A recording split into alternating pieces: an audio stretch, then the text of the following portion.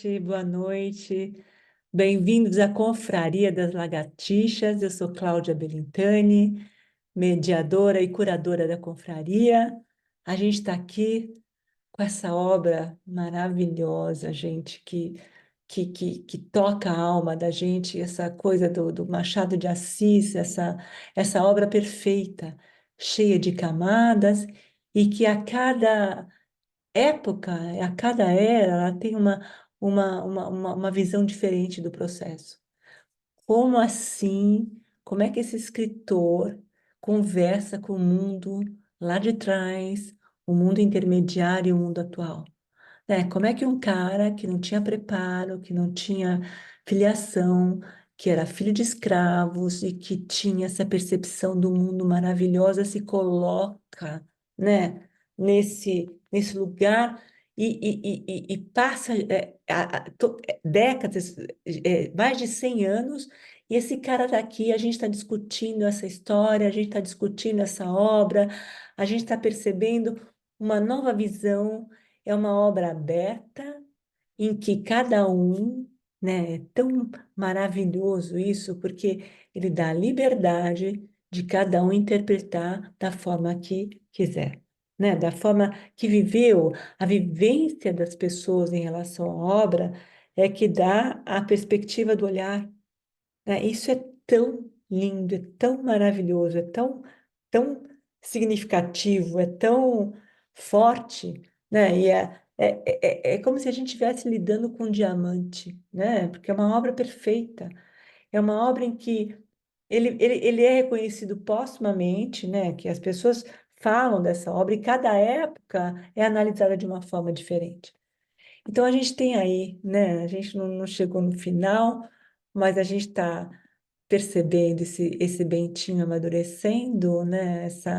Essa estrutura familiar, né? Do Bentinho, que é uma coisa extremamente retrógrada, que é uma coisa cheia de aparência, cheia de história, né? Esse agregado que cheio de performances, de disse-me-disse, de palavras mirabolantes, superlativas, e quer se inserir, né, no processo e que enaltece essa sociedade local, que é uma sociedade escravagista, né, que, enfim, que tinha um distanciamento da realidade absurdo. E a gente tem um Bentinho aí, que é um adolescente totalmente despreparado, que é alguém que tenta servir à vontade da mãe, né? Fazer o que a mãe determina, não tem vontade própria e tem um problema muito forte em definir a sua própria sexualidade, né? Eu bato nessa tecla porque, na verdade, ele tem um fascínio, né? Enfim, ele tem ele transforma o Escobar na Capitu, né? Ele não sabe como essa Capitu se apaixona por ele. E a Capitu, na minha visão, na minha perspectiva, na minha forma de olhar, ela não era essa sedutora, essa mulher fatal, essa mulher devoradora. Ela estava apaixonada por ele, né?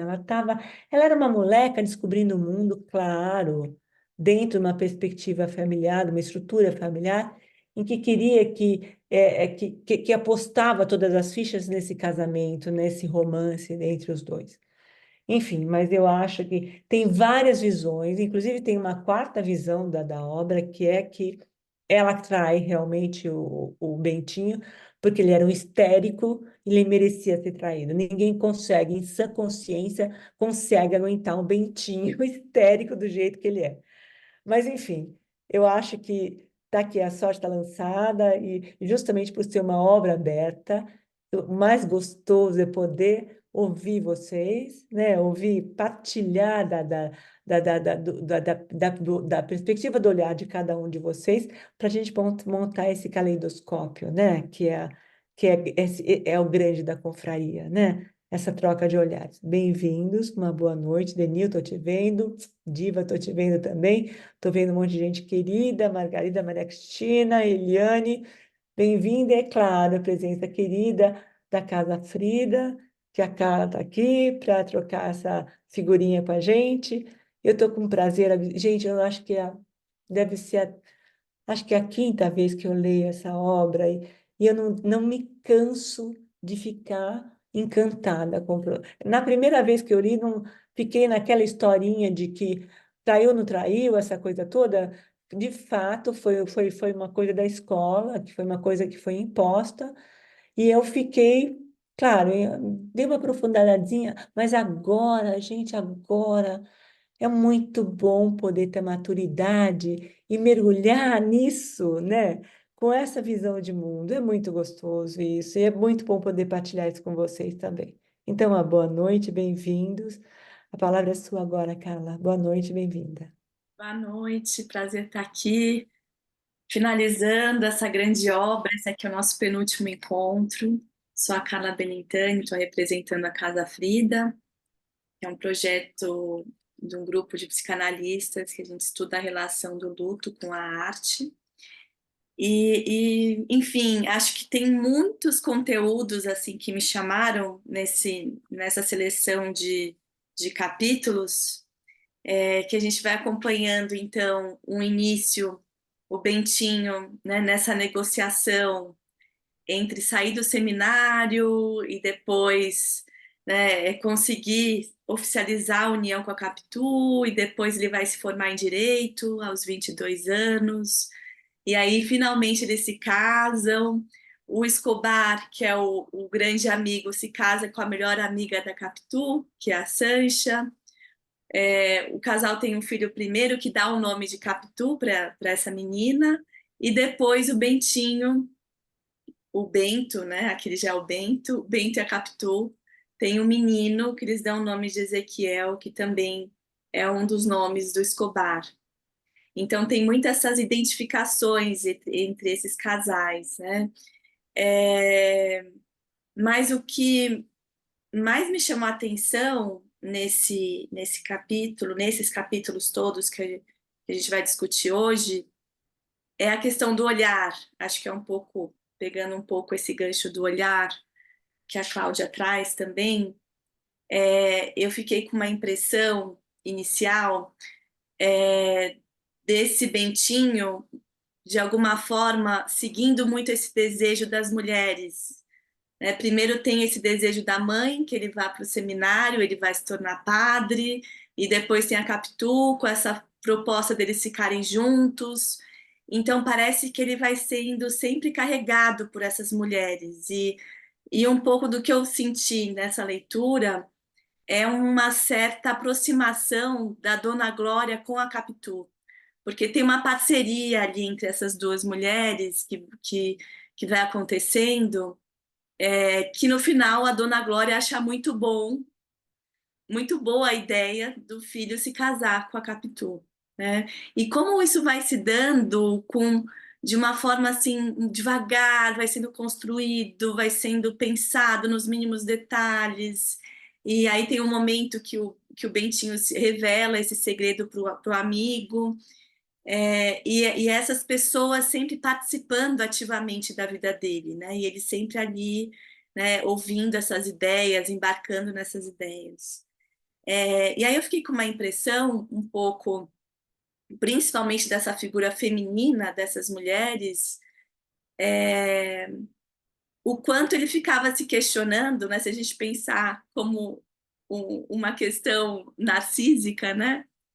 O que será que essas mulheres querem de mim, né? O Bentinho se perguntando o que elas querem, né? Como é que eu consigo retribuir, né? Será que ele vai ser abandonado? Ele tinha muito medo de contrariar essa mãe e a mãe ficar, né, abandonar ele de alguma forma ou ficar decepcionada com ele para não cumprir essa promessa.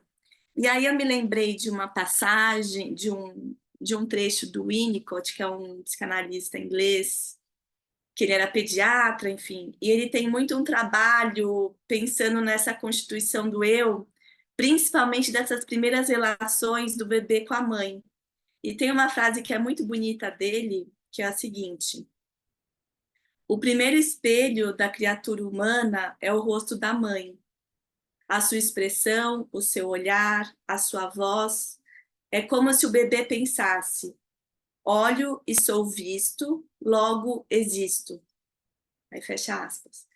Bom, por que eu pensei nessa citação, nessa questão do olhar como constituição do eu? Né? E nesses capítulos que a gente vai acompanhando, o olhar está o tempo todo presente, de uma forma direta, né?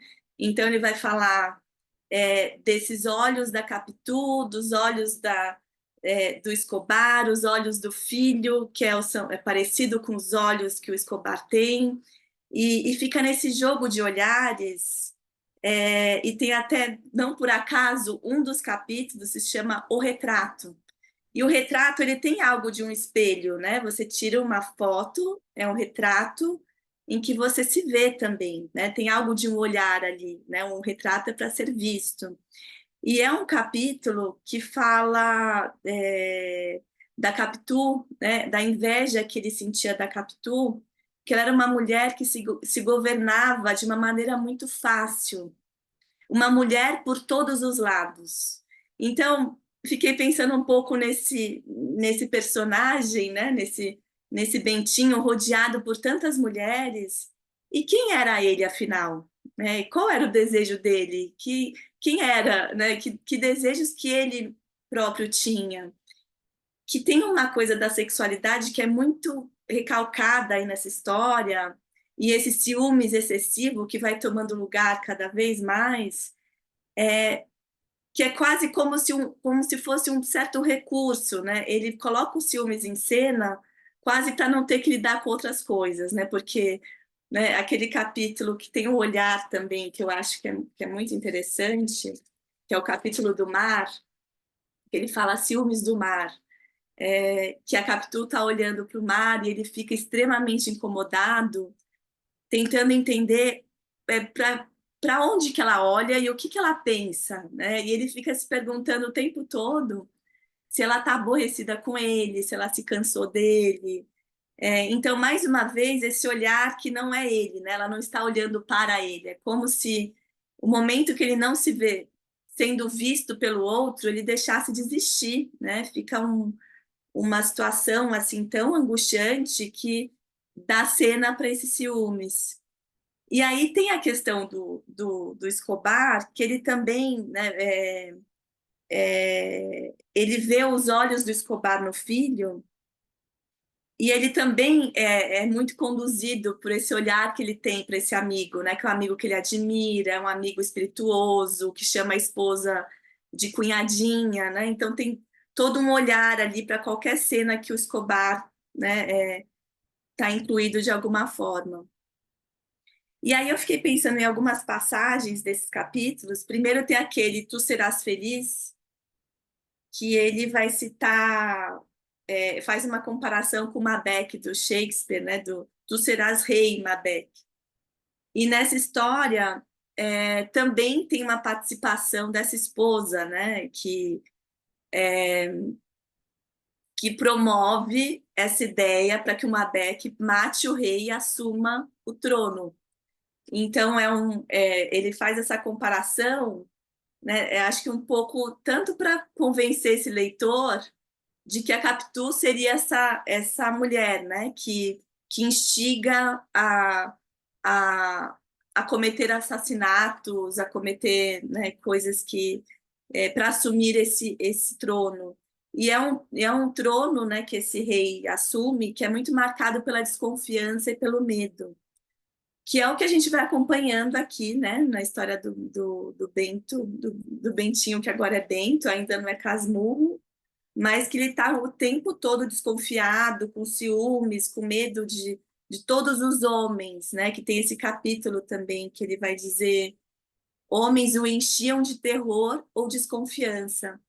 E aí também fiquei pensando nisso, né, aquilo que a gente tanto teme ou desconfia, tem algo que a gente deseja, que a gente quer, que a gente inveja, né? Então, que homem que ele era, né? O que seria ser um homem, né? Ou será que ele via esses homens também como, né, tão ameaçadores, porque era algo que ele também não conseguia capturar, né? Então, tem muitas coisas aí para a gente pensar nesse sentido, né?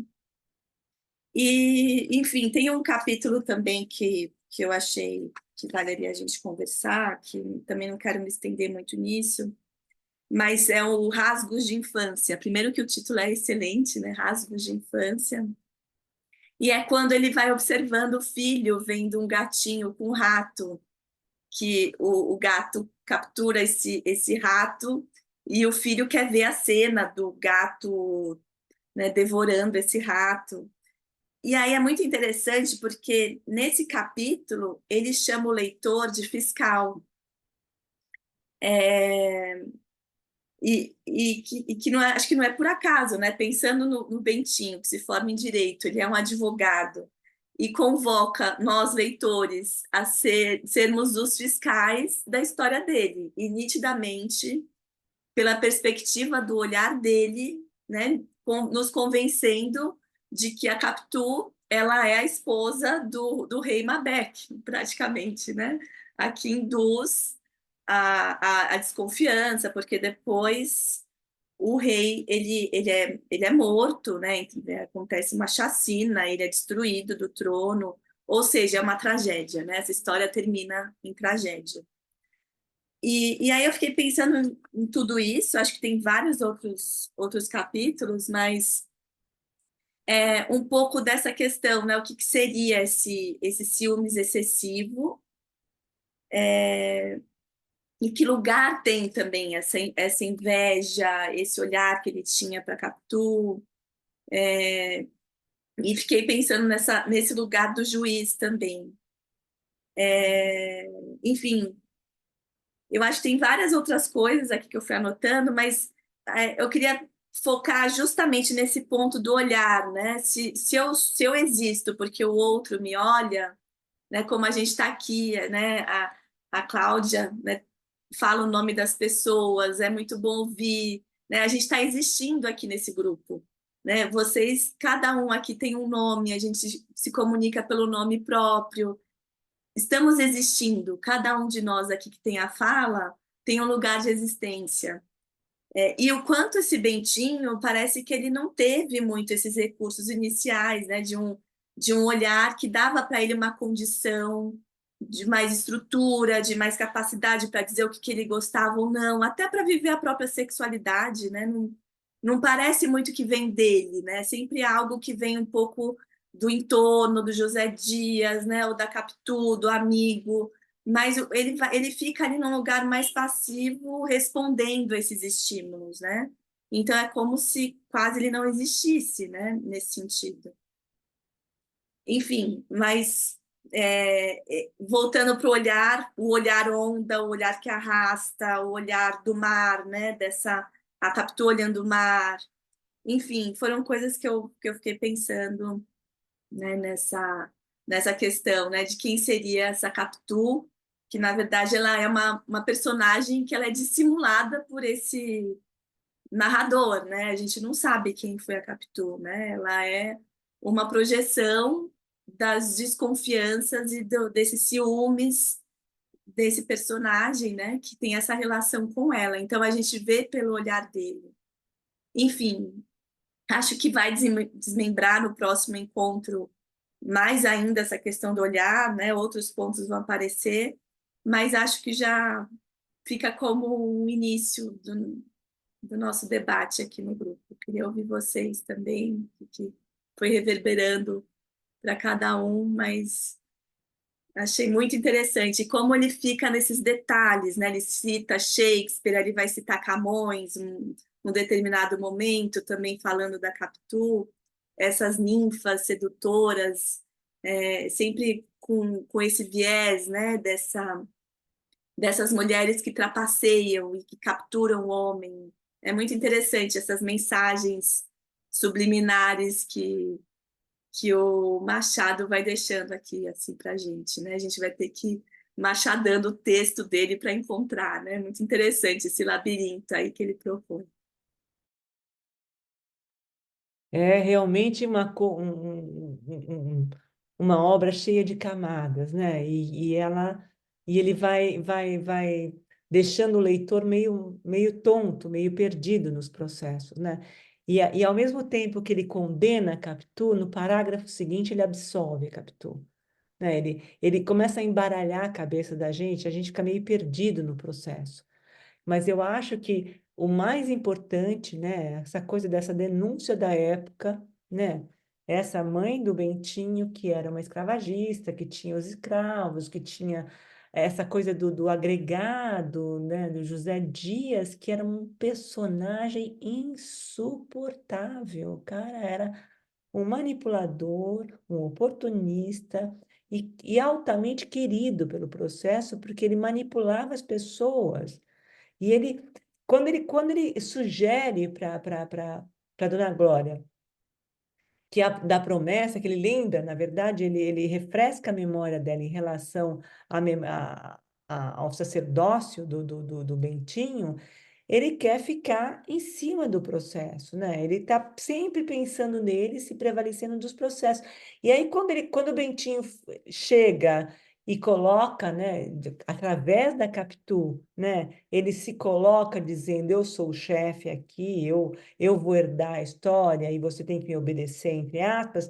Ele vê a possibilidade de viajar para a Europa, dele se prevalecer dessa negativa do Bentinho em se tornar um padre. E aí ele vai sendo, e aí entra a história, né, do Escobar, que quem acaba orquestrando tudo é o Escobar pela paixão. Gente, para mim, o Bentinho foi dizimado pelo Escobar, né? A presença do Escobar na vida dele foi uma coisa assim. Quando ele briga com a Capitu, quando aparece aquele cavaleiro, aquele cara de cavalo que passa embaixo da janela dela, que ele percebe que o Escobar está indo embora e não olha para trás. Aqui eu tive a sensação, claro que como por ser uma obra aberta, eu vou na minha vibe, né? Ele fica tão irado, mas ele descarrega isso na Capitu.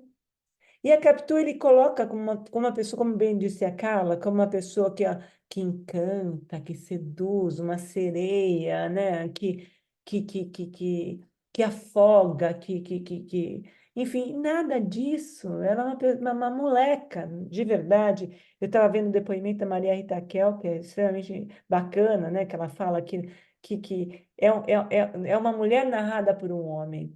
A gente não sabe muita coisa da Capitu, né? Um personagem que um homem se coloca através desse personagem, né? A gente não sabe muito bem quem ela é, mas é uma obra delícia, maravilhosa, cheia de nuances, cheia de camadas, e cada um vai dar o seu parecer.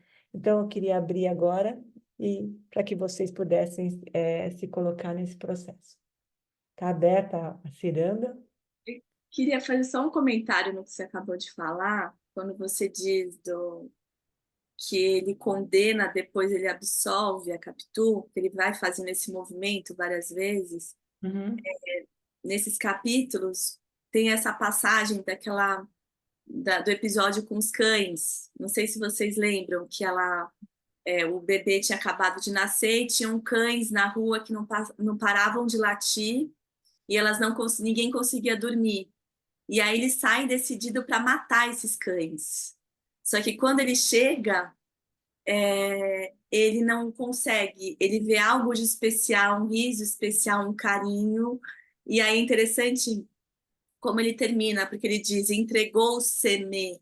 Então, os cães se entregam a ele, assim como ele se entrega aos cães, né? É muito parecido com esse movimento que ele vai fazendo também com a Capitu, esse impulso de querer destruir, mas depois ele também se entrega, né? E volta atrás, né? Fica um pouco essa metáfora com os cães.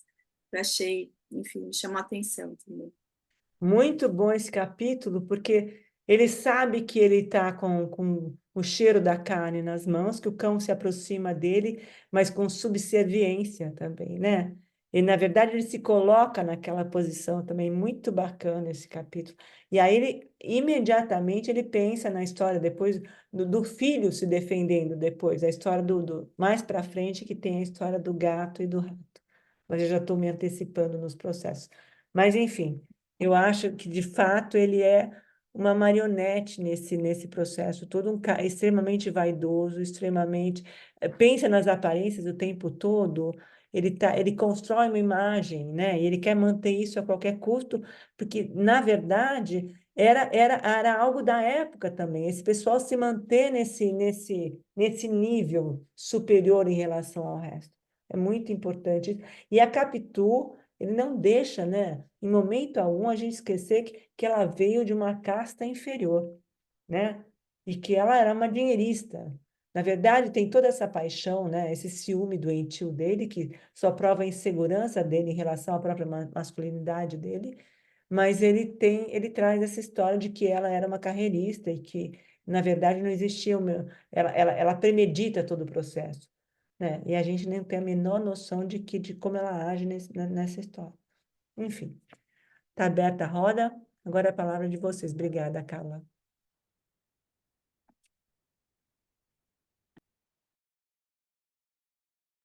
Maria Augusta, boa noite. Bem-vinda, Maria Augusta.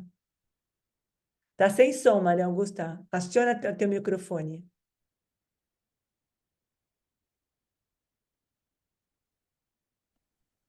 Pronto. Bem, eu vou começar a minha fala hoje lembrando a Clarice Lispector. Quando ela leu Grande Sertão Veredas, ela escreveu em uma carta que ela escreveu a Fernando Sabino, preciso marcar meu tempo. Ela disse que ela estava tola, que ela estava aflita de tanto gostar do livro Grande Sertão Veredas. E eu estou do mesmo jeito da Clarice, eu estou aflita e estou tola. Por quê? Eu acredito que eu nunca vi, eu não me lembro de um narrador tão ardiloso como o narrador de Dom Casmurro. Talvez a gente possa compará-lo com o Riobaldo, do Grande Sertão. E a linguagem do Machado é uma coisa extraordinária. O texto é muito lindo. Aliás, por falar em texto primoroso, eu gostaria de falar com a Carla que o texto que ela escreveu em homenagem a Alice Munro é muito, muito bonito. Foi uma homenagem linda, justa, muito linda. Agora, voltando ao Machado. E aí, acho que eu vou um pouco com o que a Carla disse, mas antes eu queria só fazer um comentário sobre. Entre os capítulos que estão sendo analisados hoje, tem um que se chama Embargos de Terceiros, de Terceiro. E veja bem, esse capítulo ele é importante. Eu não descobri isso sozinha. Um dos meus sobrinhos, que é advogado, me viu com o livro e perguntou: a Capitu traiu ou não? Eu falei: não, não sei. Aí ele falou: por favor, observe o capítulo Embargos de Terceiro. E aí eu fui pesquisar, que eu não realmente eu não sabia. Veja só a importância do Machado. Tem um advogado chamado Miguel Matos, que ele escreveu um livro que se chama O Código de Machado de Assis. É um livro de 600 páginas, eu não li. E nesse livro, ele mapeia tudo que o Machado de Assis escreve com relação ao direito. E embargos de terceiro e aí o Machado e o que esse advogado quer provar? Que nesse capítulo fica claro, segundo ele, que a Capitu trai o Bentinho. Por quê?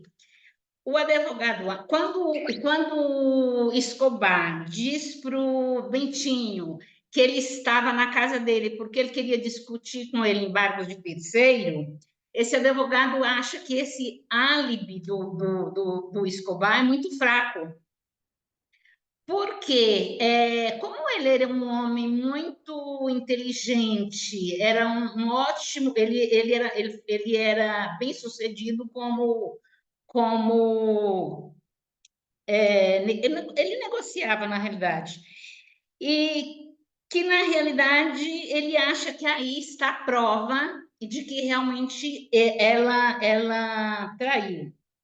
E no caso, na realidade, o Bentinho ele usa o termo embargo de terceiro, que é uma metáfora que seria a disputa pela posse, no caso de Capitu.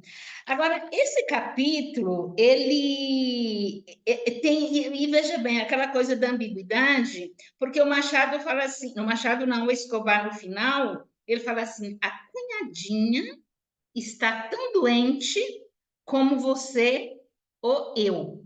Eu acho essa frase muito enigmática. Agora, quando eu li os capítulos referentes à morte do Manduca, eu comecei a pensar o seguinte: sempre que a gente ouve, sempre que há comentários sobre Dom Casmurro, a figura da Capitu que é extraordinária, né? Mas como uma personagem muito complexa, comparada talvez a Madame Bovary, se eu acho que ela é melhor. Mas aí eu vou talvez me baseando no que a Carla disse, porque olha, o Bentinho, se a gente pensar, ele era um garoto. Eu vou tentar não traçar o perfil psicológico, porque eu não consigo, porque eu não tenho conhecimento de psicologia. Mas, assim, quais são as características desse garoto? Primeiro, ele é rico e ele tem plena consciência disso, porque tem um capítulo que ele fala com Escobar tudo que a família dele tinha, as casas, os aluguéis, quais os bairros, enfim, os escravos. Tem um outro capítulo que ele diz que a Capitu frequentava a casa dele, e aí ele é muito possessivo, que ele fala assim, a Capitu, ela gostava de ver os nossos livros, as nossas gravuras e o nosso piano. E aí ele usa sempre nossos, ou seja, esse possessivo, que eu acho que ele também é. Uma outra coisa que eu acho assim muito significativa, eu acho que ele não gostava de ver pobreza. Por quê?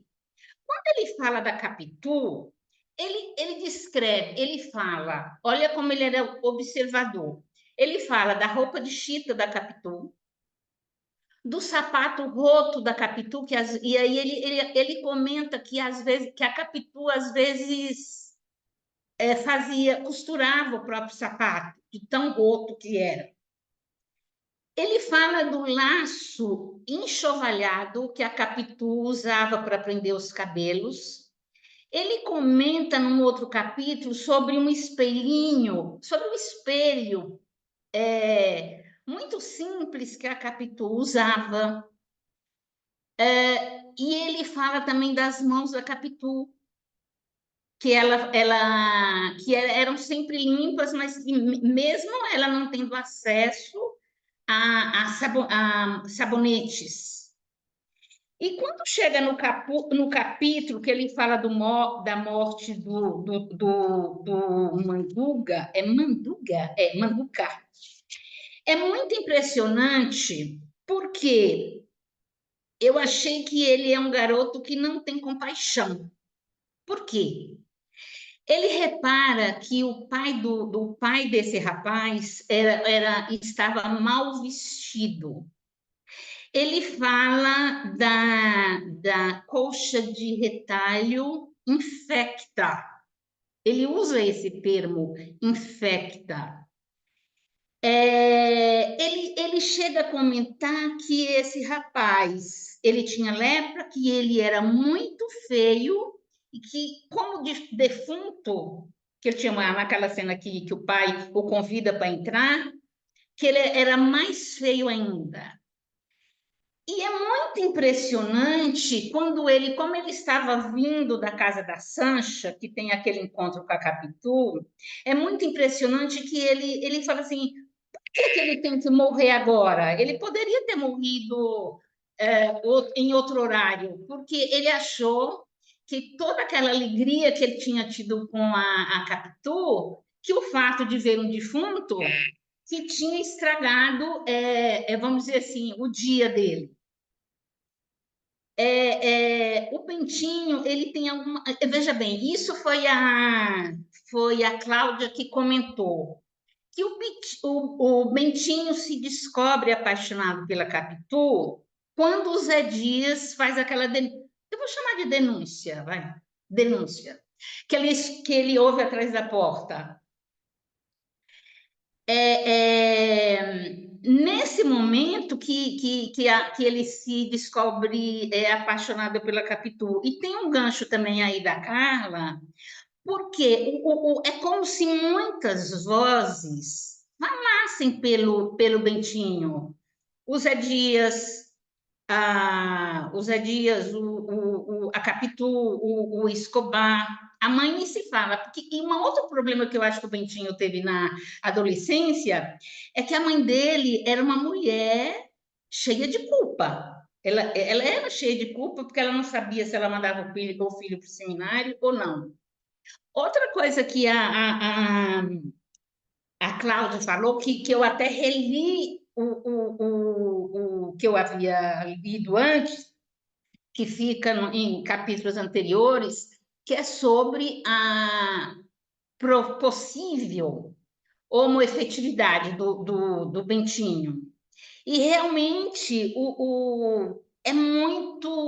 fica muito claro, porque ele fala dos abraços, ele fala dos apertos de mão, e mesmo quando quando ele está contando a história, ele já é um senhor, e ele fala assim: eu sinto até hoje esse aperto da minha mão.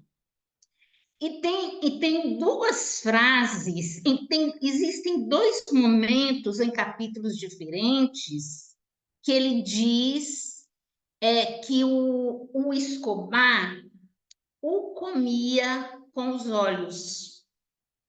E aí eu até me lembrei daquela, eu achei tão genial isso, porque eu me lembrei daquela música do Chico Buarque do Chico Buarque e do Edu Lobo, que se chama A História de Lili Brown.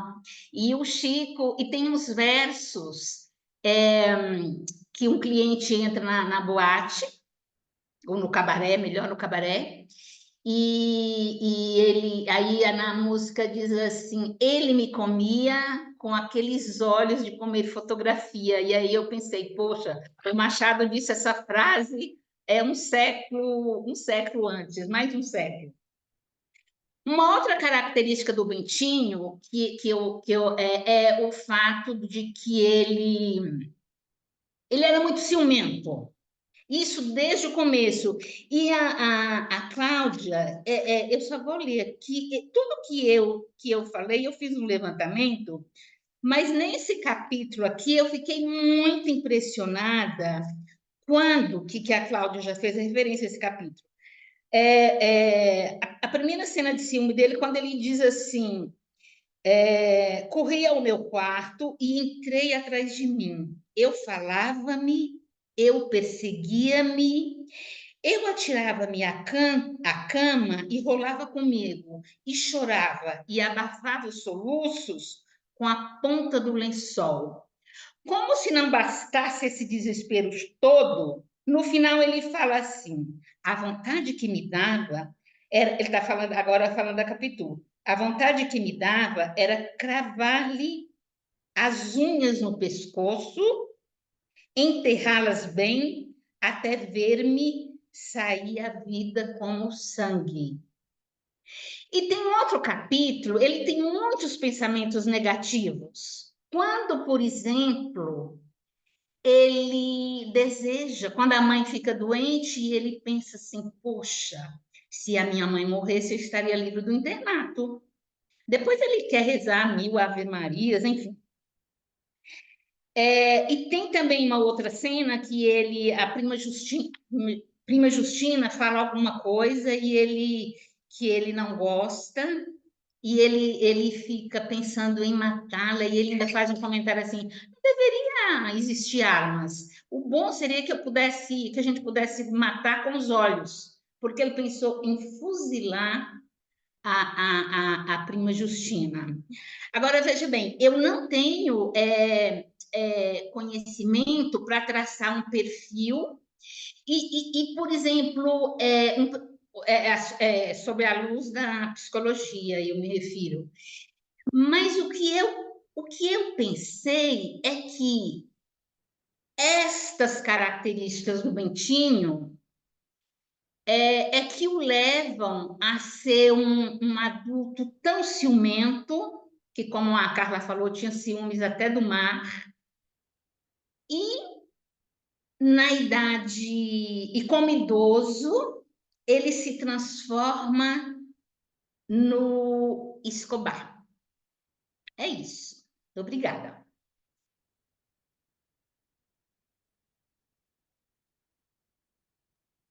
Maria Augusta, que coisa, que bacana, quanta investigação na obra, né? Quanto material para a gente poder pensar e capitular, na verdade, né? Essa coisa da homofetividade do Bentinho, da sexualidade dele mal resolvida, que é uma coisa que é completamente atual, porque isso não era visto antes de forma nenhuma. Quando a obra foi lançada, as pessoas só pensavam que na questão de traiu ou não traiu e condenaram a Capitu. E a coisa foi se desmembrando, e aí houve essa coisa da absolvição da Capitu, que a Capitu não tinha traído, e aí começaram a descobrir que a obra tinha camadas, e, na verdade, entra, né, um pouco mais atual, entra a questão da homossexualidade. Imagina que isso não podia ser nunca comentado. Imagina o Machado de Assis, na época dele, escrever uma coisa voltada para essa ambiguidade do ser humano de estar apaixonado por um homem, né? Porque ele tinha... Quem era a figura masculina do Bentinho? Era o José Dias, né? É uma mãe muito forte, tinha uma mãe muito forte, muito marcante, tinha que obedecer essa mãe. Era totalmente essa figura aniquilada da figura masculina, e ele tinha o José Dias, que era uma coisa estereotipada também, que era um agregado, que era um cara que chegava ali e que era de um oportunismo absurdo e que não tinha a menor afetividade, era um puxa-saco, né? E na época era uma figura extremamente benquista, né? Porque tinha essa coisa dos puxa-sacos, né? Enaltecerem a nobreza, né? E aí ele tem toda essa dificuldade, e encontra com essa menina extremamente curiosa, viva, perspicaz, com vontade de descobrir o mundo, né? E, na verdade, ela se apaixona por ele. E ele é interessante como o Machado traz para a gente, quando ele fala assim, eu sou homem. Ele se percebe homem através da fofoca do José Dias com a mãe, dizendo que ele andava, né, atrás dos muros com a Capitu. E aí, a partir de então, ele se percebe apaixonado, porque até então ele não tinha essa percepção da paixão. É através do olhar do outro, como diz a Carla, que ele se percebe nessa situação. E através do olhar dela, né, que ela, quando ela escreve o nome dele, que ela fala e apaga, e fica naquela brincadeira de ir e vir, ela já estava seduzida, ele não precisou seduzir, ela já estava na história dele. Ela não era essa devoradora de homens, ela cresce com ele, se apaixona por ele.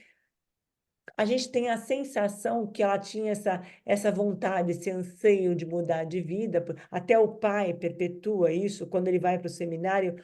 A única pessoa que chora, né, é o Pádua, porque todas as apostas estavam voltadas para ele, segundo o relato do Bentinho.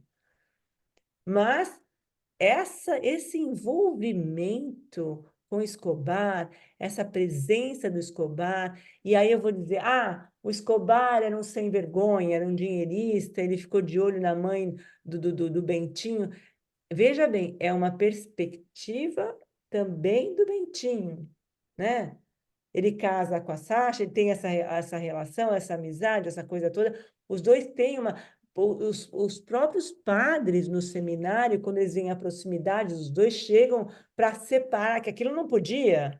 Ei, que história é essa? Né? Como é que vocês estão nessa história? Vamos parar com isso aqui agora, né? Porque existia esse medo dessa promiscuidade, né, no processo. E, literalmente, para mim, ele total. E quando morre o Escobar, né, que é o próximo capítulo que a gente vai discutir a morte do Escobar, ele se sente traído. Como é que o Escobar vai embora? Aí não tem como, né? Porque ele estava vivo até então. Ele poderia não estar vivo dentro da estrutura dele, mas de todo o entorno que ele cria para ele consegue sobreviver e ter algum tipo de identidade. A partir do momento da morte do Escobar, ele morre junto, né? O cara fica completamente amorfo, ele vira um fantasma.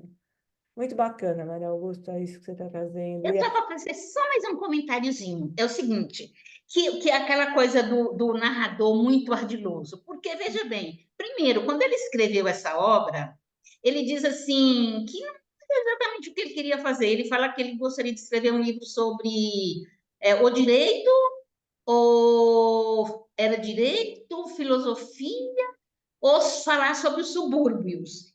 Então, quando ele escreve essa obra, é porque ele falou assim, é mais fácil. Agora, olha só como ele achou. Que ele diz ao longo do livro, e muitas vezes, é porque eu fiz um levantamento, ele fala assim, ele fala que a memória dele não é boa. Ele fala em vários momentos. Inclusive, tem um momento que ele fala assim: não, não, minha memória não é boa. Ao contrário, é comparável a alguém que tivesse vivido por hospedarias, sem guardar delas nem caras, nem nomes. E depois ele diz assim: o excesso de imaginação, ou melhor, é o seguinte: ele fala assim, que ele tem excesso de imaginação. E tem um texto que ele diz assim: já conheceis as minhas fantasias?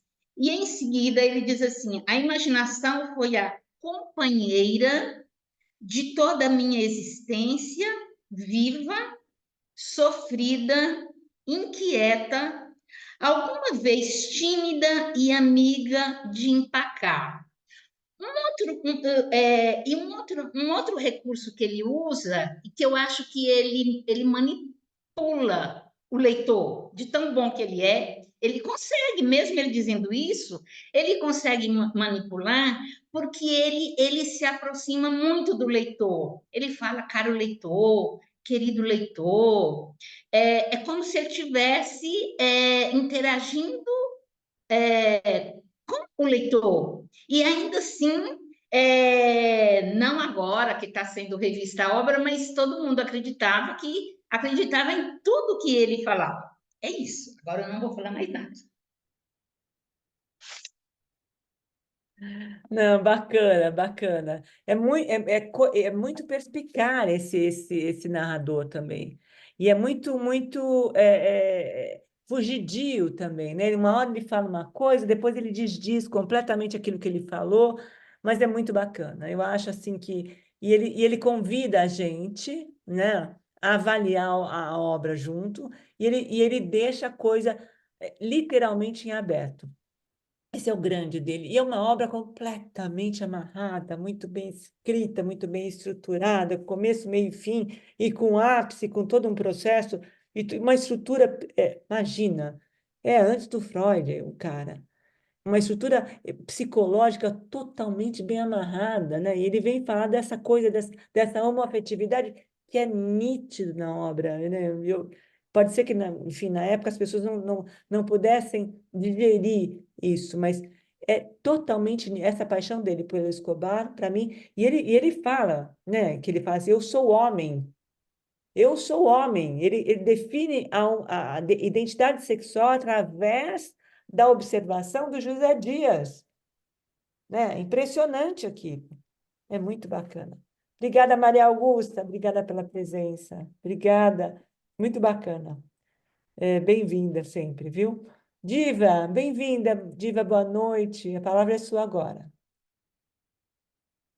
Oi, boa noite. Gostei muito de tudo que eu ouvi até agora. E acho que isso que você falou agora, Cláudia, a respeito do... juntando um pouco com o que a Carla falou do olhar do outro, na verdade, eu acho que o Bentinho, ele é uma pessoa totalmente conduzida, ou seja, ele vai trilhando o caminho que o outro vai propondo para ele, né? Foi assim no caso da percepção que ele tem de que gosta da Capitu, a partir lá do outro encontro, né? A partir do olhar do José Dias,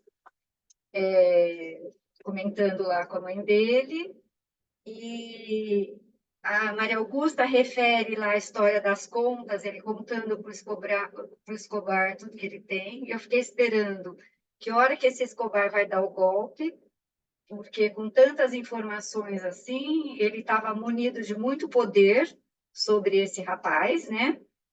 E afora esta questão da atração e da intimidade, né? Que, como a Cláudia acabou de falar, que os padres precisaram até ir lá intervir, né? Porque parecia que tinha ali uma intimidade mesmo muito grande e uma proximidade muito perigosa, né? Mas o capítulo assim que me fez, que mais mexeu comigo aqui nesse trecho, né, foi o capítulo da polêmica, que é justamente o do Manduca, o capítulo 90, que me chamou muita atenção.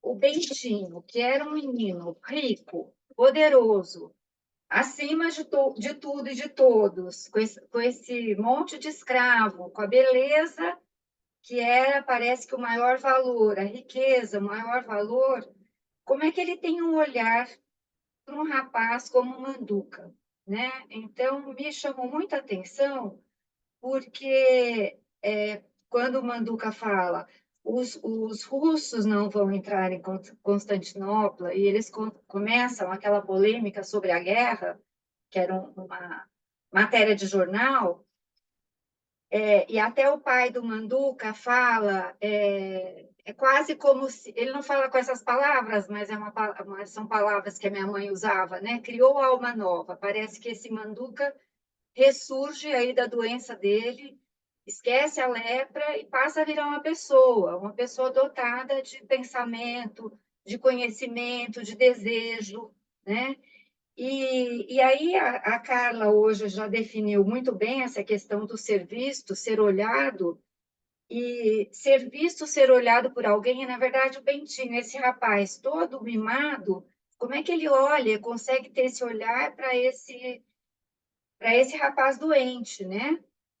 Feio, meio asqueroso, e tem até uma palavra que é usada, nojosa, né? Que também tem um significado de desgostoso, nojento, mas também que tem um significado de pesaroso. E me chamou atenção também, porque eu sou funcionária pública, e a licença nojo é quando você perde alguém. Então, tem uma questão do luto também aí, desse rapaz que, que vive o tempo todo luto, porque ele vai perdendo partes do corpo, né? Ele é doente, aí, de repente, ele ressurge com uma vida, e porque ele é reconhecido por alguém, ele é reconhecido por um outro, e ele entra aí nessa empreitada, né, que ele chamou de polêmica, e eu achei esse capítulo lindíssimo, maravilhoso, de muita humanidade, eu diria, né? Então, para mim, me chamou muita atenção. E tem uma outra frase que eu queria ler aqui, que é bem curtinha, que é justamente quando, eu acho que é o capítulo da promessa. Espera só um pouquinho, deixa eu ver aqui. Capítulo 80, o da promessa. Que tem uma frase que eu achei lindíssima, né? Que é quando eles começam a pensar em trocar a promessa da mãe por uma outra coisa. E, e ele fala assim, a promessa feita com fervor aceita com misericórdia, foi guardada por ela, pela mãe, né? Com alegria, no mais íntimo do coração. Essa foi a frase agora que eu vou ler, que eu gostei demais. Penso que lhe senti o sabor da felicidade no leite que me deu a mamar. Eu achei isso aqui de uma beleza, de uma poesia que é assim imensa, né? Eu acho que esse reconhecimento também desse personagem do amor da mãe, para mim foi uma coisa assim muito bonita, né? E essa devoção também que ele tem pela mãe, porque essa história da troca da promessa nunca partiu dele.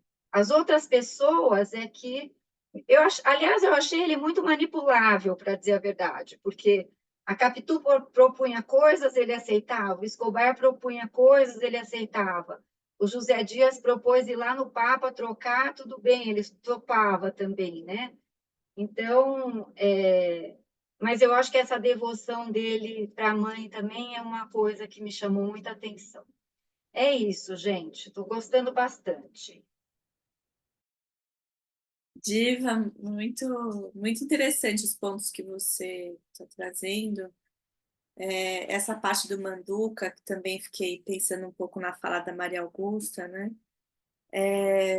Também me impactou muito. E eu fui pensando também, muito parecido com o que você trouxe, né, Diva, assim, o quanto também durante essa troca de cartas sobre as guerras, ele existia, né?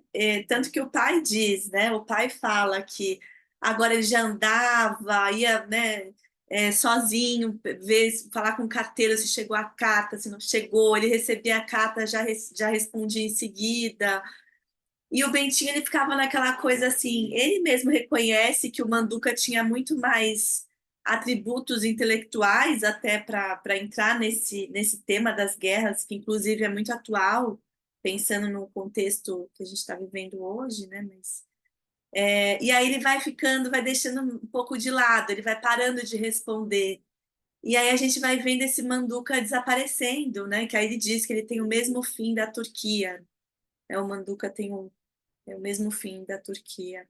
E parece que tem algo também, né, que ele vai falando nos capítulos seguintes, ele sempre meio que tentando negociar os pecados, né? Então é como se, bom, fiz a minha parte aqui para, né, já estou me acertando com Deus aqui, né? Que é um pouco essas diferenças também que a Maria Augusta trouxe, né? Mas sem dúvida, né?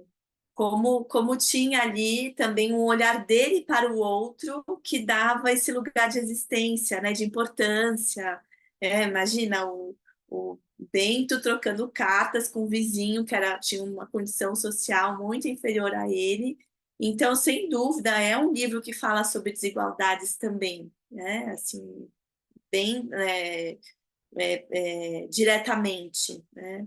E essa parte que você comentou da mãe amamentando, ele também vai dizer da Capitu amamentando o filho, né? Que ele fica observando o momento desse amamentar, que parece que é um pouco, né, essa percepção também mais regredida dele, né? Que é quase como se, bom, um bebê tá ali nessa comunhão com a mãe, então nada falta.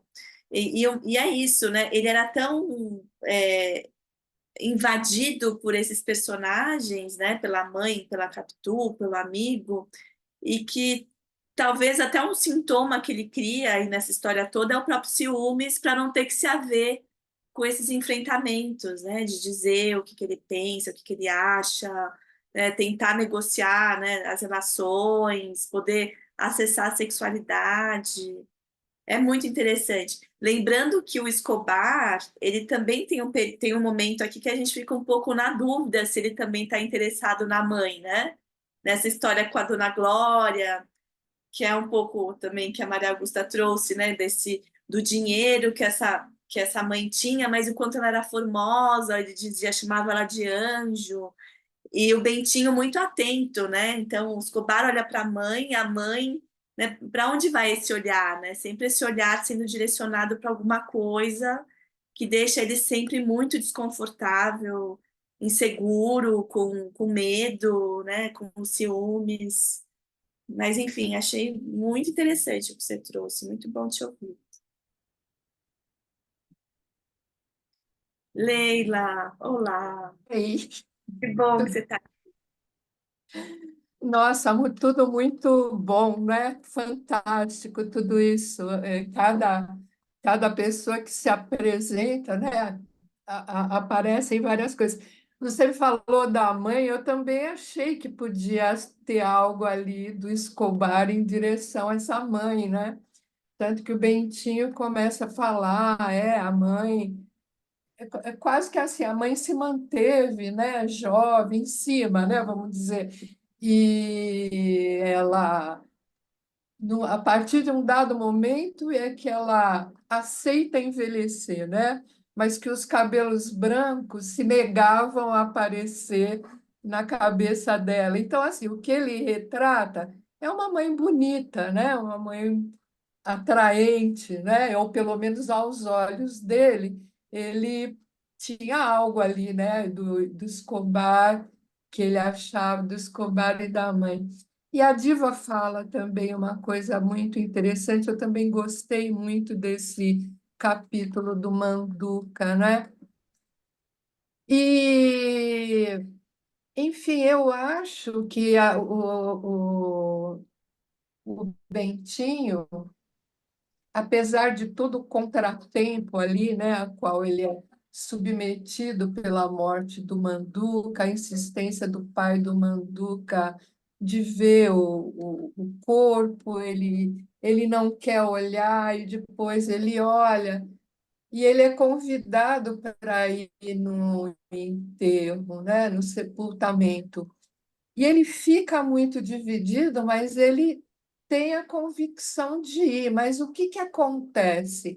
A família, né, a mãe se propõe contra, né? Então, assim, parece que a mãe ela tem aquela bondade, vamos dizer, da caridade. Ela manda umas flores, né? Que é o que o pai do Manduca fala.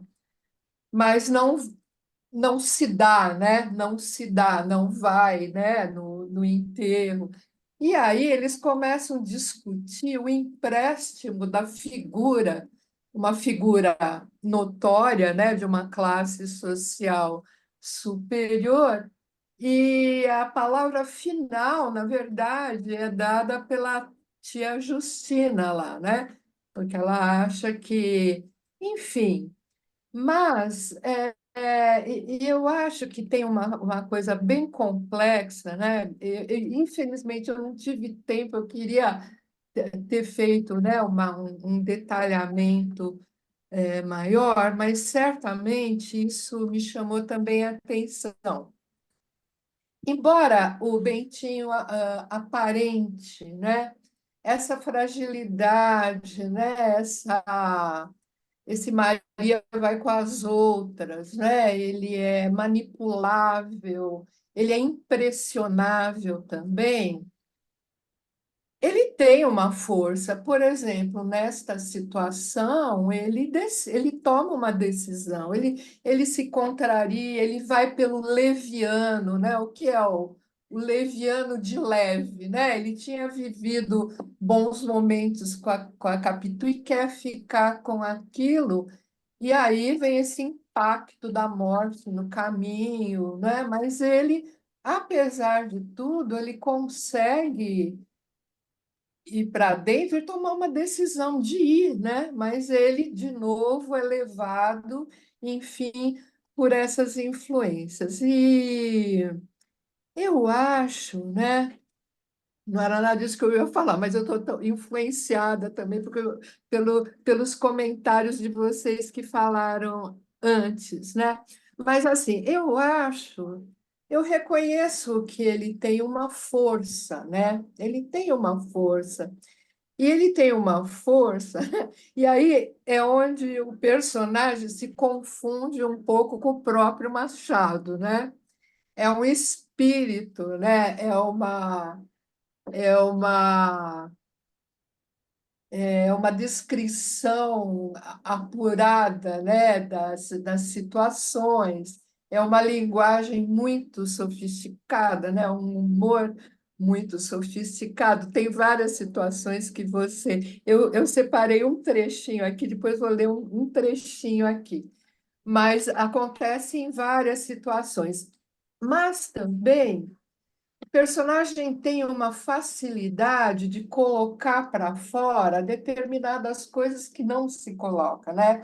Eu queria tive vontade de matar tal pessoa, eu fiquei com tanta raiva, eu queria matar, queria estrangular, eu queria socar, jogar na parede, como no caso, né? Ele queria arranhar até sangrar e até morrer. Ele não quer matar de verdade, mas enfim, ele parece que ele tem um acesso, né, a um acesso à mente dele dessas ideias, desse pensamento, e ele consegue entrar nelas e conviver com elas até que isso se extinga, né? Ele não se mantém, não tem nenhuma menção, pelo menos só se me escapou, né? Dele esmurrar, matar ou fazer qualquer coisa até o cachorro, né? Ele arquitetou lá a morte dos cachorros, mas ele foi movido por compaixão, né? Independente de outras associações que ele pudesse ter feito no momento, ele falou, o cachorro acreditou, o cachorro, ele veio para mim, ele não se sentiu em condições de estar matando o cachorro, assim, está traindo essa aproximação, né? E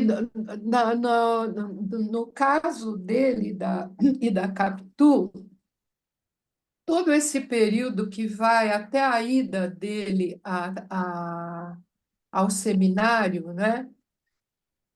Eu acho, para mim, fica uma interação entre dois adolescentes que vão descobrindo, né? Eu não estou te ouvindo. Será que apagou aqui? Não, tá. Carla, A voz está ótima, Leila, está saindo bem o som. a Carla falou, eu não ouvi o que a Carla falou. Acho que ela estava com o microfone Ah, desligado. tá. A cara desligou, acho que saiu um pouquinho. Tá. Mas eu acho que é uma interação entre dois jovenzinhos, né, que vão se descobrindo. Eu não vejo nada além. O que eu vejo, sim, é o papel, né? E nisso o Machado coloca com todas as tintas da sociedade da época, né? Essa sociedade de classes, né? E, enfim, desses agregados, né? O José Dias, a Cláudia falou muito bem a respeito. Mas de ambos, e daí eu não acho que ele fica tão passivo assim. Tem aquela cena do penteado dos cabelos, ele literalmente ele vai ativamente. É por isso que ele acaba tendo uma percepção de si como homem, né? Como homem adulto, eu diria assim, não é um homem porque ele achava que não fosse um homem, mas ele se vê como um homem já de uma outra face, porque ela acaba se intimidando ante essa aproximação dele, né? Na verdade, ela também faz um movimento sedutor, né? Esse vai e vem dela e afasta o rosto, né? A gente pode até ver. Mas é muito bonito essa interação entre os dois, mas ele sai disso, né? E ele conclui que ele é ele fala, eu sou um homem, né? Quer dizer, ele é viril, né? Porque nesse intercurso ele se sentiu no papel, vamos dizer assim, né? E eu acho que ele é muito ingênuo, isso sim, né?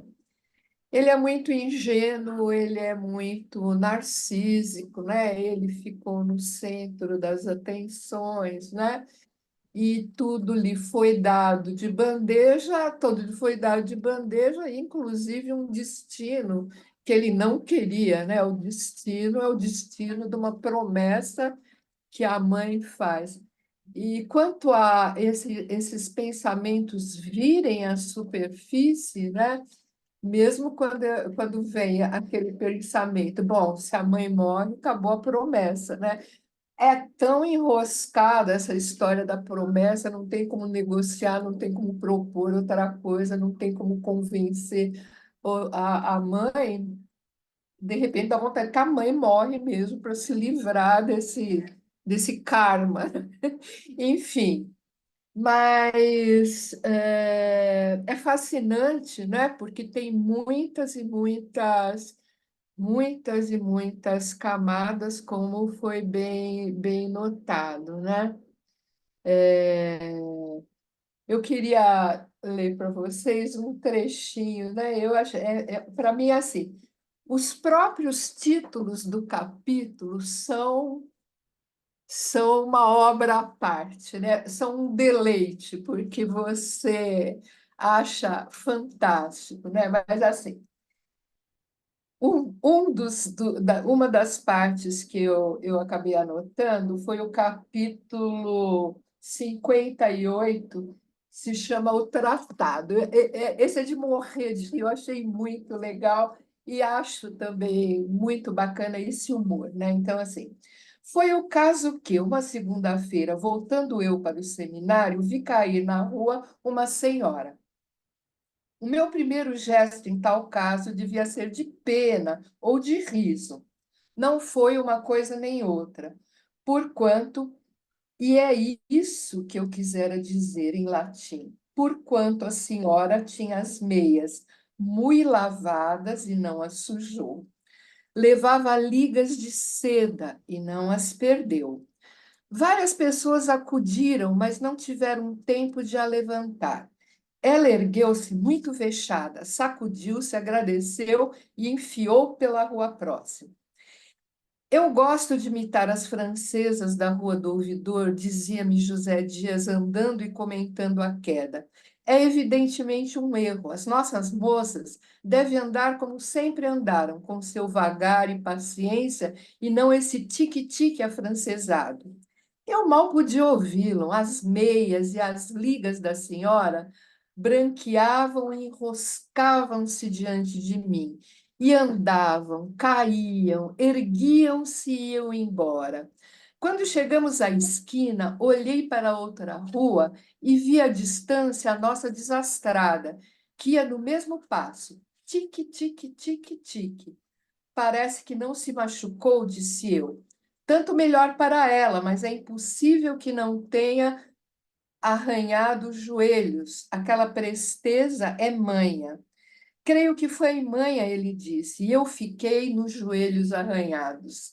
Dali em diante, até o seminário, não vi mulher na rua a quem não desejasse uma queda. Há algumas, adivinhei que traziam as meias esticadas, as ligas justas. Tal haveria que nem levasse meias, mas eu as vi com elas. Ou então, também é possível. Vou esgarçando isso com reticências para dar uma ideia das minhas ideias, que eram assim, difusas e confusas. Com certeza não dou nada. A cabeça ia-me quente e o andar não era seguro. No seminário, a primeira hora foi insuportável.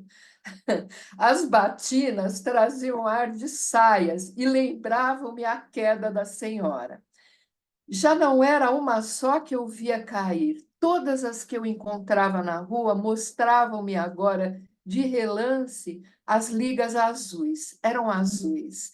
De noite sonhei com elas. Uma multidão de abomináveis criaturas veio andar à roda de mim. Tique, tique. Eram belas, umas finas, outras grossas, todas ágeis como o diabo. Acordei. Busquei afugentá-las com esconderijos e outros métodos, mas tão depressa dormi como tornaram, e com as mãos presas em volta de mim, fazia um vasto círculo de saias, ou trepadas no ar, choviam pés e pernas sobre a minha cabeça. Assim fui até a madrugada. Não dormi mais. Rezei Padre Nossos, Ave Marias e Credos. E sendo esse livro a verdade pura, é força confessar que tive de interromper mais de uma vez as minhas orações para acompanhar no escuro uma figura ao longe. Tique, tique, tique, tique. Pegava depressa na oração, sempre no meio para consertá-la bem, como se não tivesse havido interrupção, mas certamente não unia a frase nova à antiga. É fabuloso, né? Ou a fantasia dele, né, de ver a mulher ali, porque vamos imaginar que as mulheres andavam cobertas, né? E o fato da moça cair e aparecer meias e ligas, né? Quer dizer, acabou acentuando a fantasia. Então, assim, é um deleite, né? A escrita dele é uma coisa fabulosa, seja em qualquer cena, né? Em qualquer capítulo, o capítulo também que a mãe que tem o senhor negro, né? Que ele é o cocheiro, e eles têm, é tipo uma carruagem, né? Fala segue, né? E é muito bonito também, né? E todo o livro inteiro é um retrato, né? Você vai olhando para outros tempos. É muito bonito e muito interessante. Mas assim, vocês falaram tanto mal do Bentinho que eu me sinto meio aí imbuída no desejo de defendê-lo um pouco, né? Um pouco.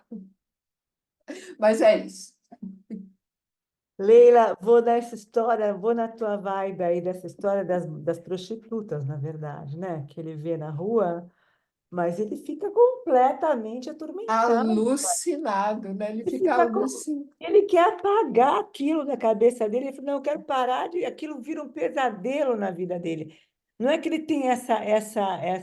Eu acredito, eu vou na tua, eu acho que ele tinha... Ele era apaixonado pela Capitu, né? Não acho que ele não Sim, tinha... eu acho que ele era apaixonado, Ele era nitidamente apaixonado apaixonado. total, mas eu acho que ele tinha essa coisa com Escobar total. Ele não sabia para qual caminho seguir, na verdade. Ele não tinha coisa resolvida. E essa situação do ciúme, dessa obsessão em relação ao ciúme, para mim era uma insegurança em relação ao personagem, né? E mais, um produto do meio em que, né, esse filho dessa sociedade, desse tanto que é o próprio Dom Casmurro narra que essa mudança vai ter de século, né? É podre, porque vai alicerçada na escravatura, né? Nessa diferença de classes.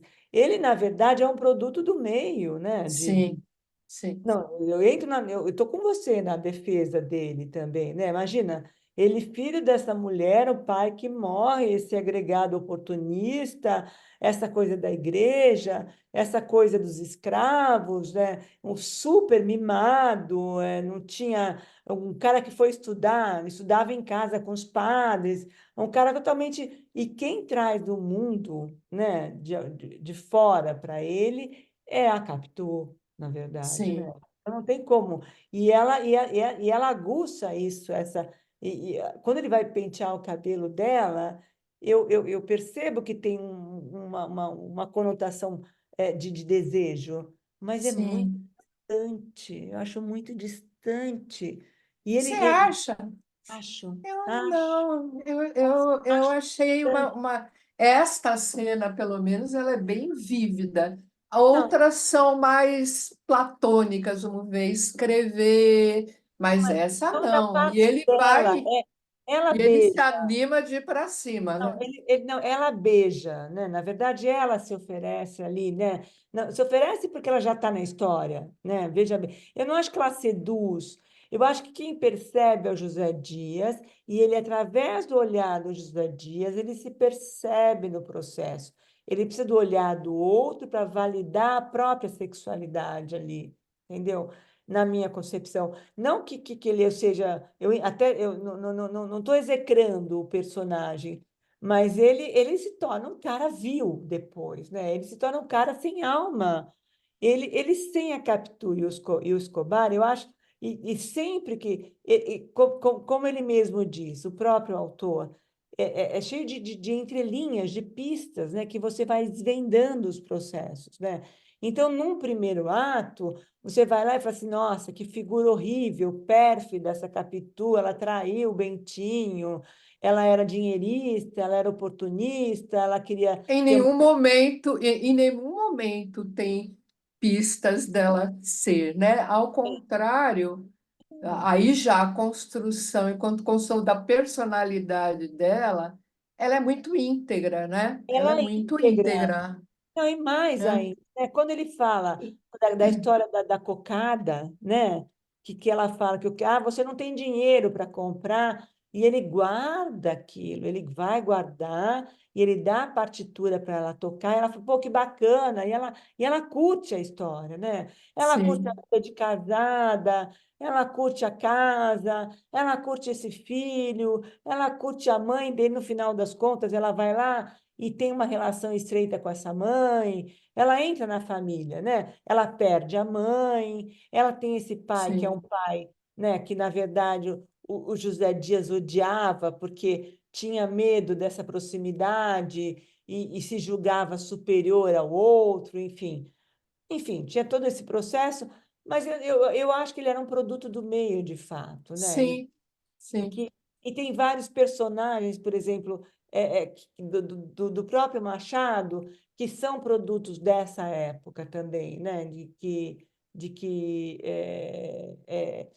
tem esse distanciamento da realidade, né? sim, Eu acho. E acho que essa denúncia dele da época, da escravidão, dessa diferença de classes sociais, da própria sexualidade, inclusive, eu achei o máximo porque para mim é nítido, né? É engraçado porque é uma obra aberta, né? Falei aqui, tem gente que acha que Capitu traiu mesmo porque ele era um histérico, né?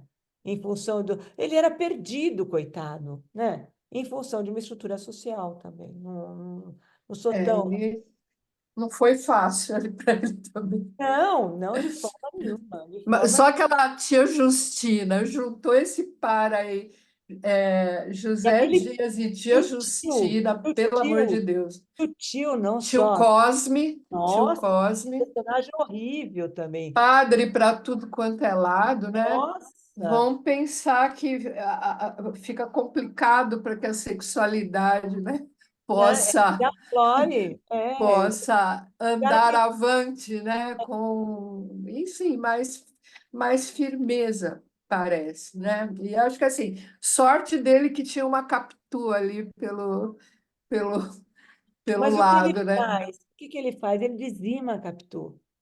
Ele dizima a Capitu e a própria e o filho, né? Ele nega, e ele mantém as aparências, né? A gente vai entrar nesse capítulo agora, mas ele finge que ele manda os dois para a Europa. Ele não tem coragem de nada, ele não tem coragem de se matar, não tem coragem de matar o filho, não tem coragem de absolutamente nada. Ele se perde no processo da própria identificação de papéis. Eu ia Quando ele fazer só fala, um comentário também em cima da fala da Leila.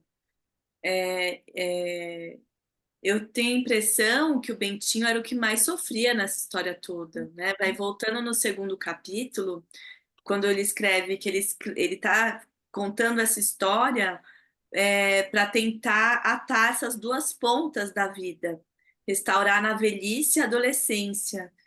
E aí ele diz que falta ele mesmo, e essa lacuna é tudo. É tudo. Então, Aham. assim, esse Casmurro, o quanto ele se via tão ameaçado, né, que ele não conseguia viver esse amor pela Capitu, porque ele estava o tempo todo ali do lado dela, imaginando que qualquer homem ia Podia arrancar levá-la embora. Aham. embora, né? Ele ia perder insegurança, pela insegurança dele.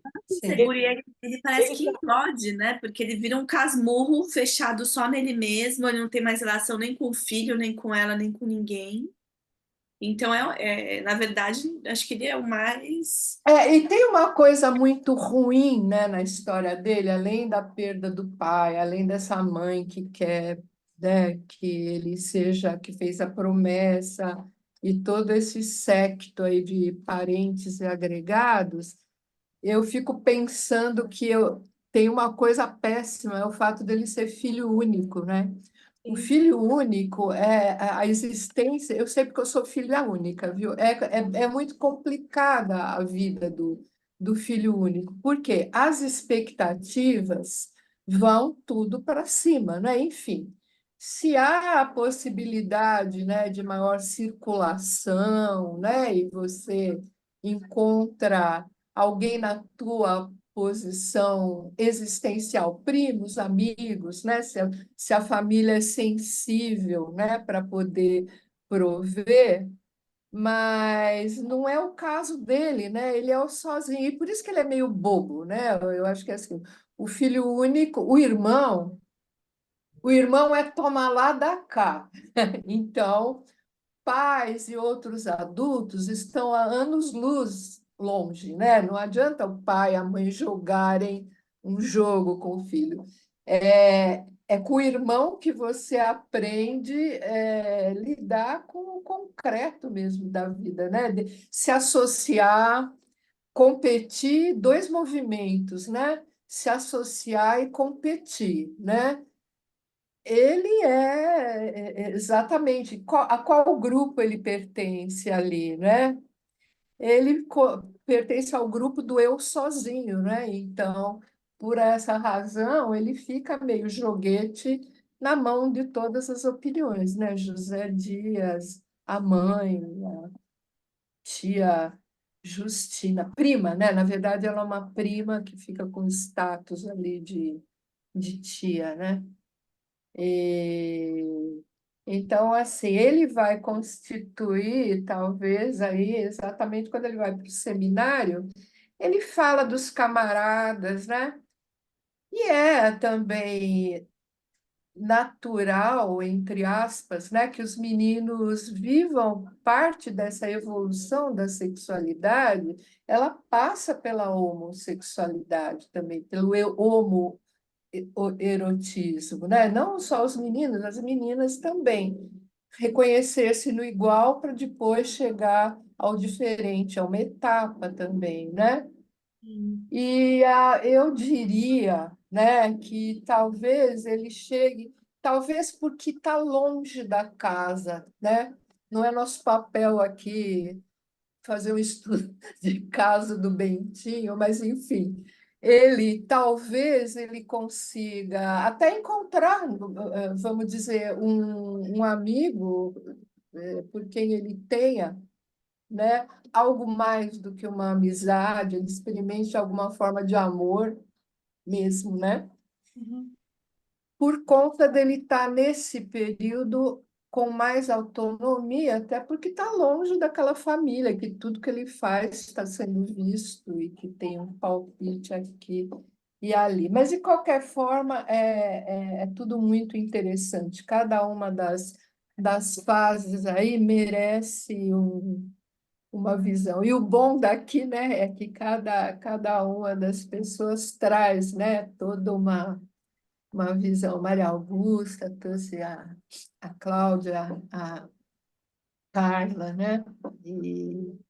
E a Diva também, até agora, muito legal, muito bacana, né? Sempre sai enriquecida. Ou às vezes até eu saio um pouco mais confusa, né? Porque abre para outra perspectiva que você não tinha pensado, você fala, olha, não é que é mesmo? Vamos ver lá. Mas é isso. Muito bom estar aqui. Leila, obrigada pela presença, pelo carinho. E é uma delícia isso mesmo, e tem isso que você está falando mesmo, e tem essa coisa desse personagem que é atormentadíssimo, coitado. E não tem voz, né? Não tem voz, ele é a voz da mãe, ele é a voz do agregado, ele é a voz da Capitu, ele é a voz do Escobar, e ele não consegue achar a própria identidade, por mais que ele... E a solidão do final é muito triste também, né? Que ele vai atravessar. Ele não acaba perdendo a identidade no processo, né? Mas é muito bacana. Mas pensando na época, e a gente está levando o Bentinho para o divã, está todo mundo levando o Bentinho para o divã, nós estamos analisando. E falando em levar o Bentinho para o divã, essa obra, não sei se vocês estão acompanhando, a gente está colocando por capítulo do Luiz Fernando Carvalho, que é um diretor maravilhoso e que faz o estudo sobre a obra, né, para poder fazer esse seriado que ele gravou para a Globo, que é a Capitu, todas as palavras, não tem uma única palavra Adulteração. não, nada, é tudo do livro, tudo do Machado, e ele faz um estudo maravilhoso e traz vários psicanalistas para fazer um estudo antes da gravação, para fazer o preparo dos atores, né? Eu até, no nosso próximo encontro, eu coloquei um pedacinho da, desse making of, desse seriado, e o respeito que ele tem em relação ao processo, e como ele traz, o respeito que ele tem. Ele fez também do Raduan Nassar, oh, meu Deus, como chama? Lavoura arcaica? Caica, que é também de um respeito à obra, que eu vou discutir, esse é um dos próximos, né? Não é o de agora, que nós vamos para Alice, mas nós vamos discutir o Lavoura Arcaica. Ele é de um brilhantismo absurdo e de um respeito em relação ao autor, que é digno de tirar o chapéu, e esse trabalho que ele faz com esse seriado, trazendo esse Dom Casmurro mais moderno, né? Ele traz a música, ele traz uma bricolagem, né? É maravilhoso, vale a pena ser visto. Tem inclusive um livro, como ele está agora com da Clarice Lispector, A Paixão Segundo o GH, também com a Maria Fernanda Ah, Cruz, sim. e ele tem um livro também sobre isso, e o cara é muito bom. Então, vale a pena ser visto, vale a pena entrar nesse seriado, porque tá no YouTube, ele completo, e a gente está colocando os capítulos aqui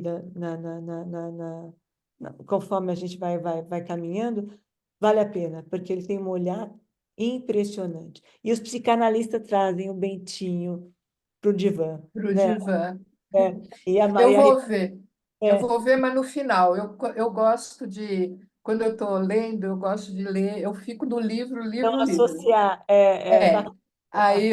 aí depois eu vou ver, mas assim, aí, primeiro Mas vale livro. muito a pena esse olhar e esse Não making of duvido. dele. E tem livros, li um livro também que foi criado sobre isso. Ele é muito sério, tá bom? Obrigada, Leila, obrigada pelo carinho, Beijo.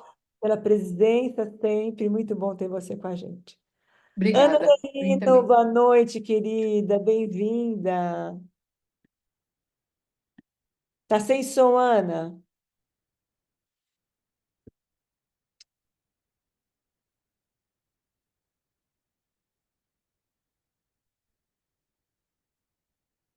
Não, quase acionou. Você mexeu em alguma coisa que deu certo e voltou. Mexe de novo onde você estava mexendo. Aí, Ai, pronto. isso. Como que a gente aprende, não é? Demais aqui no nosso encontro. Todo mundo já dissecou aí muitos personagens, e quando vocês falaram daquela passagem da Moças na Rua do Ouvidor, eu fiquei pensando, estava com José Dias, não é? E se não teria sido José Dias que o levou para chamar a atenção das moças, das prostitutas, para eu me veio na cabeça essa reflexão. Não sei se tem a ver, mas de qualquer jeito fica a, a lembrança, né, para vocês depois pensarem um pouco. Eu fiquei pensando assim, o José Dias queria introduzi-lo, né, no mundo das mulheres e o levou para passear por lá. Não sei se eu estou pensando muito ou se tem algum fundo. Eu não vou falar muito mais dos personagens, vocês já falaram muito. O que eu gostei demais das obras todas do Machado também é esse passeio que ele faz pelo Rio, que aí a gente viaja pelo Rio de antigamente, né?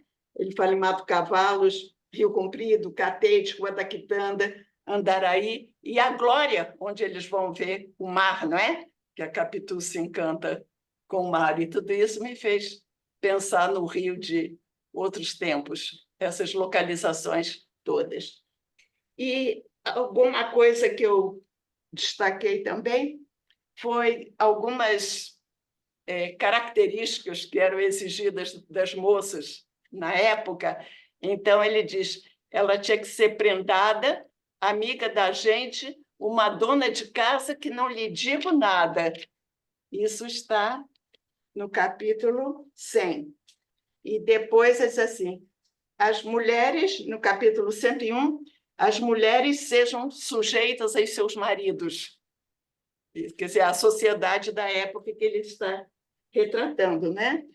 E na página 109, né, ainda continuando mais um pouco adiante, a Capitu queria mostrar que ela era casada, né? A importância, ela sai com ele para passear, quer dar o braço, e ela quer mostrar como ele era casado, como era a vida de casada. E depois, quando eles vão ao teatro, a Sancha vai toda composta e ela vai com os braços de fora, né? Que horror, não é? Então, essas observações que eu tinha feito. E também da religiosidade, não é? E também a Leila já falou como ele momentaneamente vibrou assim com a notícia da morte da mãe, não é?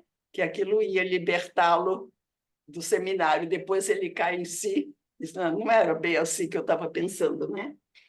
E agora eu vou fazer duas observações, que a Cláudia sabe que eu gosto de procurar muita coisa, porque os personagens, vocês todas já falaram muito. Vocês, parece que viralizou um vídeo de uma americana que ela considera que o Brás Cubas é o livro mais importante do mundo e é o mais vendido, e ela está encantada por ter descoberto Machado de Assis, não é? Um livro do Brás Cubas. E a outra coisa que eu também observei, que não tem a ver com livro, estou na lateral, aquela pintura do Machado de Assis, que está no blog, não sei quem selecionou. É blog que se chama isso que vocês apresentam? Desculpe se não é blog. Ao site, ao site. Não, tá certo, tá certo, tá certo. Aquela pintura é do Dalton de Paula. E vocês prestem atenção nesse nome, porque ele fez muito sucesso em Veneza, no Pavilhão do Brasil. Ele foi um dos que mais vendeu lá, e alguém aí muito importante de uma banda, não me lembro mais qual, comprou um quadro dele e ele vai ficar bem conhecido. E a fotografia da pintura dele, né, que vocês puseram no blog, é dele, Dalton de Paula. Então, são só essas observações. E tem um livro, se eu não me engano, do Roberto Schwartz, né? Você estava falando, que disseca toda a obra do Machado de Assis. Eu não li esse livro, mas é mais uma referência. Saí um pouquinho do livro, mas, como já falaram tanto dos personagens, é isso que eu tinha a dizer. Tá? Boa noite, obrigada. Obrigada, Ana, obrigada. Essa foto do Dalton de Paula é uma foto em que ele deixa o Machado negro mesmo, É né? isso, eu li. Assume a identidade do Machado e as pessoas ficaram meio que não tem essa percepção. Olha que coisa impressionante, né? A gente tem aquilo que a história nos traz, né? A gente vê uma imagem do Machado PB e fotos dele em preto e branco, mas completamente suavizada em relação à cor, né? E não é dito nessa história. E aí o Dalton traz essa coisa extremamente colorida, né? É um cara bem sensível. Ele está, assim, muito em voga, viu, esse rapaz? É um trabalho bacana dele. É um trabalho bacana. Também trabalha com colagem também e com Isso. mosaico, né? Ele é um artista interessante. Eu busquei. Essa moça americana, ela se chama Courtney, Courtney, Henning, Henning, Novak. O vídeo dela viralizou, de tanto que foi transmitido, né? Sobre a obra do Brás Cubas, é isso? É, Ah, isso. Esse O Brás personagem Cubas agora está como o livro mais vendido nos Estados Unidos. É, isso. O livro latino-americano. é, é, É. ele Ana, está obrigada. A gente vai, então, finalizando por hoje. O próximo encontro vai ser no dia 27 de junho. A gente vai seguir na parte final aí da nossa história dos subúrbios, aqui no desfecho da obra, como a Maria Augusta trouxe também, né?